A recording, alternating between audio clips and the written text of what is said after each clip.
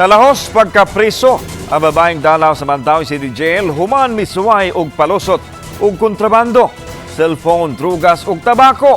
Nakit ang gipasok di ay sa pribadong parte sa iyang lawas. Ang report ni Nico Serino.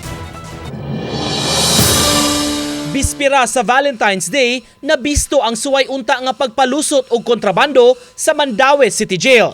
Sa searching area sa Dalaw, nakita ang mga gisuway untag palusot. Nadiskubrian nga dunay nakasuksok sa kinataw sa 27 anyos nga babay atol sa strip search. Nakuha ang keypad nga cellphone, gamayng pakete sa gituhang shabu, tin foil, ingon man pinaugang dahon sa tabako. Giputos kining tanan sa kondom nga gibugkos dayon gipasok sa pribadong bahin sa lawas sa Dalaw. Gisulod mo kani sa kondom katong mga prohibited items. Then gipasok din pagpatok-ongon na sila pag palingkuron ba sa sulod. Mga dito nakita sa atong female searcher.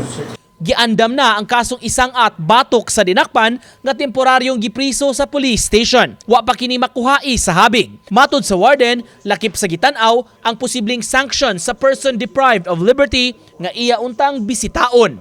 Ang babaeng Dalaw nagdala og certificate of cohabitation apan giingong may lain na kining otorisado unta nga bisita sa maong pasilidad. Pag try nila pagpasunod, amo ni sila hatagan og administrative liability such as administrative sanctions such as kanang pagkuan sila sa ilang mga good conduct allowance, ilang mga privileges amo na i-curtail.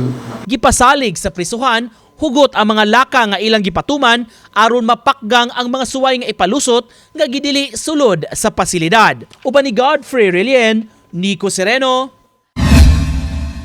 Balitang Bisdak.